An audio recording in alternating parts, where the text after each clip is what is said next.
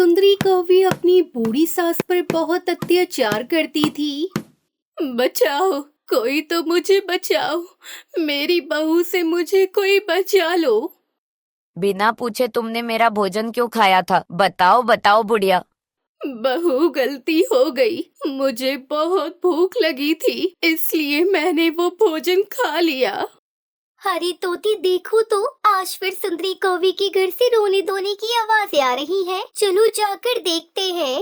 अरे टुनटुनी, मैं तो अपने पति का खाना लेकर जा रही हूँ, तुम जाओ और देखो। बचाओ, कोई तो मुझे बचाओ। फिर टुनटुनी चिड़िया सुंदरी कौवी के घर जाती है। अरे अरे सुंदरी, छोड़ दो, क्यों तुम अपनी बेचारी बूढ़ी सास को मार रही हो? तुम कौन होती हो छोटी चिड़िया? बिना पूछे मेरे घर में आने वाली, चल चल निकल यहाँ से। टुनटुनी चिड़िया बेचारी कुछ बोले बिना ही वहाँ से चली जाती है। मैं बताऊंगी, मैं अपने बेटे कालू को सब बताऊंगी। हाँ हाँ, बता देना बता देना। कालू कौवा भी घर आ जाता है। बेटा कालू, बहुत मारा मुझे, तेरी पत्नी ने बहुत मारा। रसोई से सारा खाना चुरा कर खा गई, और जो फ्रिज में पड़ा था वो भी ये बुढ़िया खा गई। अब मेरे साथ तुम्हें भी भूखा रहना पड़ेगा। माँ, तुम्हारा पेट है या कुआं? क्यों इतना खाते हो? बेटा, बहू झूठ बोल रही है, मैंने तो सुबह से नाश्ता भी नहीं किया है। कालू, निकाल दो इसे, अभी के अभी घर से निकाल दो। कालू कौवा आहिस्ता से सुंदरी के कान में कहता है। सुंदरी, चुप कर जाओ, अभी समय नहीं है, थोड़ा सा इंतजार करो। फिर रात हो जाती है, बूढ़ी माँ भूखे ही सो जाती है। सुंदरी, उठो, मुझे घर के कागजात दो। फिर कालू कौवा चुपके से उठता है और अलमारी से घर के कागज निकाल लेता है। बूढ़ी माँ सोई हुई थी। कालू कौवा अपनी माँ का पंख पकड़कर घर के कागजात पर लगवा लेता है। हो गया काम, हा हा हा हा। सुंदरी और कालू एक दूसरे की तरफ देखकर हंसने लगते हैं। कालू जी, कहीं और पंख लगवाना है तो अभी लगवा लो, अभी बूढ़ी सास सो रही है। घर हमारे नाम हो गया, और माँ के पास और है भी क्या। फिर सुबह हो जाती है। माँ, मुझे माफ करना, मैंने और सुंदरी ने फैसला किया है कि अब इस घर में या तो हम रहेंगे या तुम। क्या मतलब बेटा कालू? मतलब ये कि अब तुम घर छोड़कर चली जाओ, वरना मैं धक्के मार मार कर तुम्हें घर से निकाल दूंगी। मगर मैं कहाँ जाऊंगी बेटा, मेरा कौन है तुम दोनों के सिवा? माँ, किसी पेड़ पर तिनकों का घोंसला बना लेना, वैसे भी आज नहीं तो कल तुम तो मर ही जाओगी। अपने बेटे की ये बात सुनकर कालू की माँ अपने बेटे से कहती है, मैंने यही दिन देखने के लिए तुझे पाल पोस कर बड़ा किया। याद है जब तुम छोटे थे और बीमार हो गए थे, तब मैं। तुम सारी रात जगी रही, यही कहने वाली हो ना तुम? फिर बूढ़ी माँ घर की छत में से एक पोटली निकालती है। कालू, इस पोटली में क्या है? मेरे कपड़े हैं और कुछ कालू के पिता की दी हुई पुरानी चीजें हैं। जो लेना है लो और जाओ, हमारी जान छोड़ो। अब बूढ़ी माँ अपनी चीजें लेकर घर से चली जाती है। बूढ़ी माँ एक पेड़ के नीचे जाकर बैठ जाती है। हरिया बेटा, मुझे अपने साथ अपने घर ले जाओ, मेरे बेटे ने मुझे अपने घर से निकाल दिया। बड़ी माँ, घर तो मेरा भी छोटा सा ही है, मगर आज की रात तुम रह सकती हो। फिर हरिया तोता कालू की माँ को अपने साथ ले आता है। हरिया जी, एक रात तो गुजर ही जाएगी, मगर कल सुबह ही से कहीं और छोड़ आना। चिंता ना करो हरियाली बेटी, मैं चली जाऊंगी। मैं कल सुबह होने से पहले ही यहाँ से चली जाऊंगी। फिर वो रात कालू की माँ हरिया तोता के घर में रहती है और सुबह होते ही अपना सामान लेकर वहाँ से चली जाती है। कालू की माँ एक पेड़ के नीचे जाकर बैठ जाती है। आसमान पर बादल भी छा जाते हैं। तेज बारिश शुरू हो जाती है। हे ऊपर वाले, बस इस बारिश की कमी थी, वो भी आ गई। अब मैं बूढ़ी कौवी ऐसी बारिश में कहाँ जाऊंगी? बूढ़ी माँ बैठी हुई थी कि एक चोर चील बूढ़ी माँ के पास आता है। इस पोटली में क्या है? तुम ये पोटली मुझे दे दो। नहीं, मैं नहीं दूंगी, ये मेरी है। बुरा चील बूढ़ी कौवी से वो पोटली छीनने लगता है। बचाओ, मुझे कोई बचाओ, मुझे लुटने से कोई बचाओ। टुनटुनी चिड़िया बूढ़ी कौवी की आवाज सुनकर वहाँ से आ जाती है, जिसे देखकर चोर भाग जाता है। माँ जी, आपके पास तो इतने सारे पैसे हैं और सोना भी, मगर आप यहाँ अकेले क्या कर रही हैं? ये सब मेरे पति जी ने मुझे दिया था। शायद उसे मालूम पड़ गया था कि हमारा बेटा एक नंबर का नालायक निकलेगा, इसने आज मुझे अपने घर से निकाल दिया। माँ जी चलिए, आप मेरे साथ मेरे घर में चलें, मेरे साथ मेरे घर में रहिएगा। फिर टुनटुनी चिड़िया बूढ़ी कौवी को अपने साथ अपने घर ले जाती है। टुनटुनी चिड़िया बूढ़ी कौवी को गर्मा गर्म खाना देती है। कालू की माँ पेट भरकर खाना खाती है। बेटी, ये सब तुम रख लो, मेरे किसी काम का नहीं है, और अपने बच्चों का अच्छे से पालन पोषण करना। वहीं दूसरी तरफ चोर चील कालू कौवे से मिलता है। यार कालू, वो बूढ़ी कौवी तुम्हारी माँ है? हाँ, मैंने उसे अपने घर से निकाल दिया है। तुम्हारी माँ भी बड़ी सयानी निकली, घर से जाते हुए वो सारा रुपया ही साथ ले गई। क्या? ये तुम क्या कह रहे हो?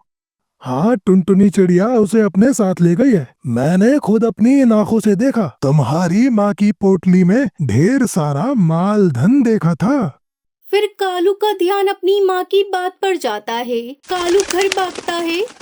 सुंदरी माँ तो बहुत होशियार निकली माँ के पास। फिर कालू कौवा सुंदरी कौवी को सारी बात बताता है। मुझे बुरे चील ने ये सब बताया है। कालू जी जल्दी चलो, माँ को मनाकर वापस घर ले आते हैं।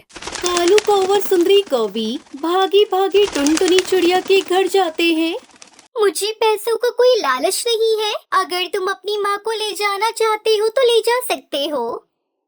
माँ जी, हमसे बहुत बड़ी गलती हो गई, चलें घर चलते हैं। मैं अपनी सास की अपने हाथों से कंघी किया करूँगी। चलो मेरी सुंदर सी सास, अपने घर चलते हैं।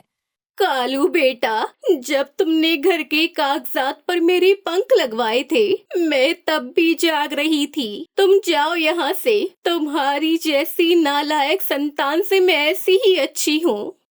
फिर बूढ़ी कौवी अपने दुष्ट बेटे और बहू को वहाँ से भगा देती है। वो दोनों निराश होकर वहाँ से चले जाते हैं और कालू की माँ बाकी का जीवन टुनटुनी चिड़िया के घर में हंसी खुशी गुजारती है।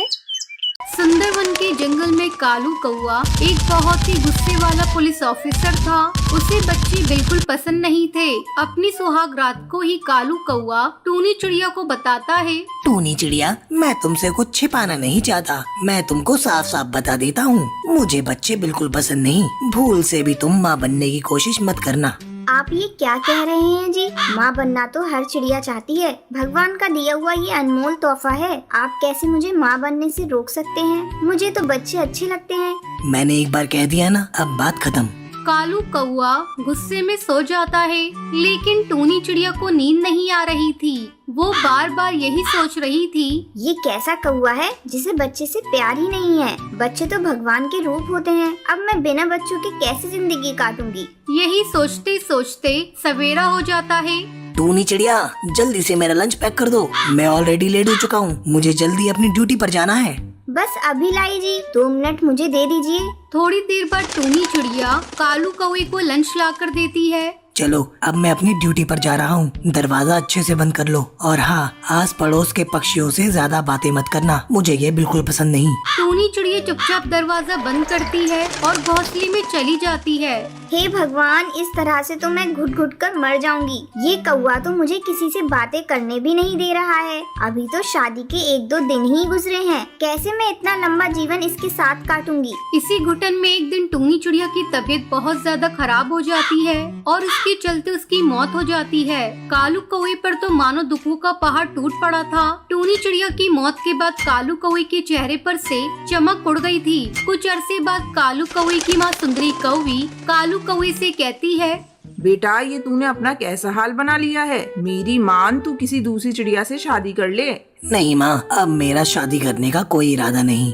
लेकिन बेटा मैं कब तक जीऊंगी? मेरे मरने के बाद कौन तेरा ध्यान रखेगा? तू मेरे कहने से शादी कर ले। बेटा मैंने तेरे लिए एक बहुत अच्छी चिड़िया देखी है, उसका नाम टुनटुनी है। वो तेरा बहुत ध्यान रखेगी। उसके 2 छोटे छोटे बच्चे हैं, अगर तू उनको देख लेगा तो तेरा मन वैसे ही खुश हो जाएगा।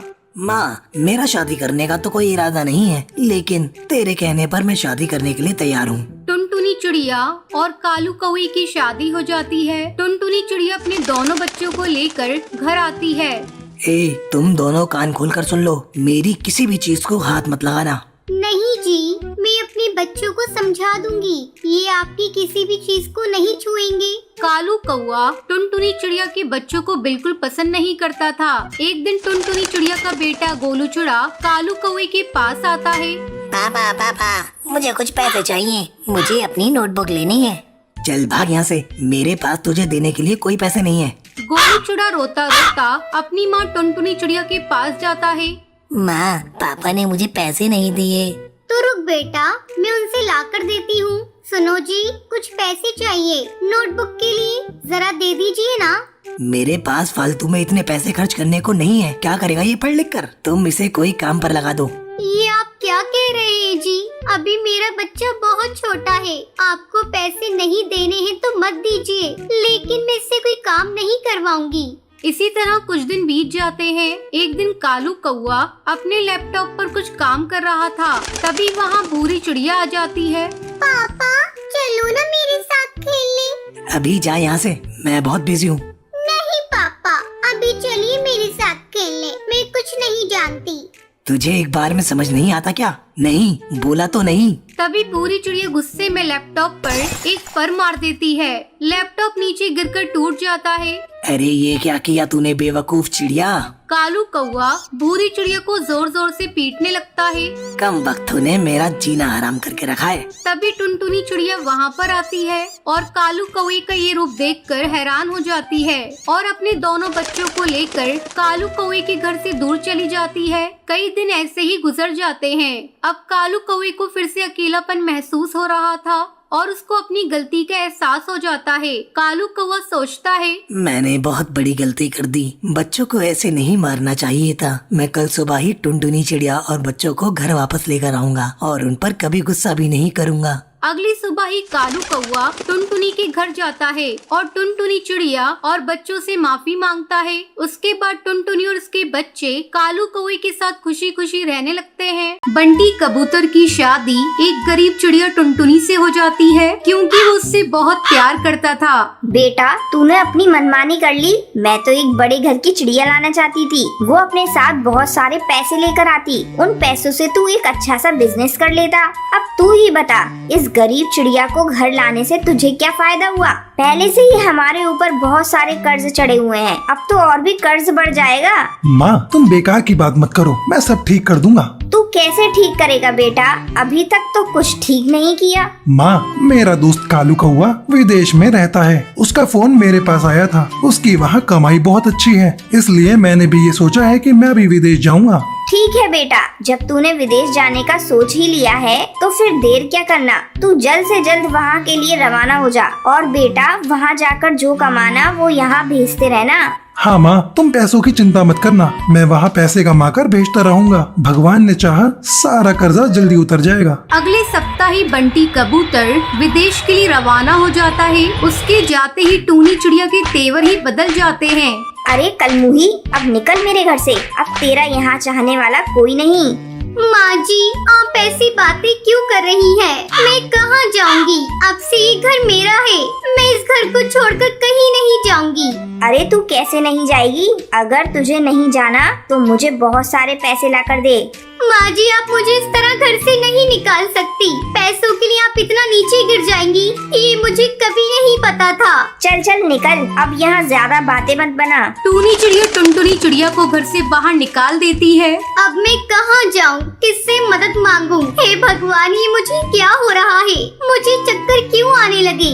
टुनटुनी चिड़िया बेहोश हो जाती है, जिसकी वजह से टुनटुनी डाल से नीचे गिर जाती है। तभी वहाँ से भिखारन लूसी कबूतरी गुजर रही थी। वो टुनटुनी चिड़िया को उठाकर अपने घर ले जाती है। अरे अरे ये क्या, तुम उठो नहीं, लेटी ही रहो। आप सभी कौन हैं और आप सभी मुझे मुझे यहाँ लेकर क्यों आए हैं? हम पक्षी इसी जंगल में रहते हैं। हम भीख मांगकर अपने घर का गुजारा करते हैं। मैंने तुम्हें बेहोश होते हुए देखा था, इसलिए मैं तुम्हें उठाकर अपने पास ले आई।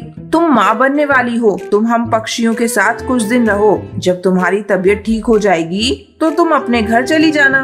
नहीं, मुझे अपने घर नहीं जाना। मेरा कोई घर नहीं। मैं आप सभी के साथ ही रहूंगी और मैं भीख मांगूंगी। तुम तो बहुत बड़े घर की चिड़िया लग रही हो। तुम भीख कैसे मांगोगी? भीख मांगने में अमीर और गरीब क्या देखना। ठीक है, जब तुम कह रही हो तो कल से ही हमारे साथ भीख मांगने चलना। हाँ बहन, मैं कल से ही भीख मांगने चलूंगी। पेट पालने के लिए कुछ न कुछ तो करना ही पड़ेगा। टुनटुनी चिड़िया गर्भवती थी, इसलिए वो जंगल के बाहर भीख मांगने नहीं जाती थी। वो आस पड़ोस में ही भीख मांग लेती थी। इस तरह कुछ महीने बीत जाते हैं। एक दिन जब टुनटुनी चिड़िया भीख मांग रही थी, तभी उसके अचानक पेट में दर्द होता है।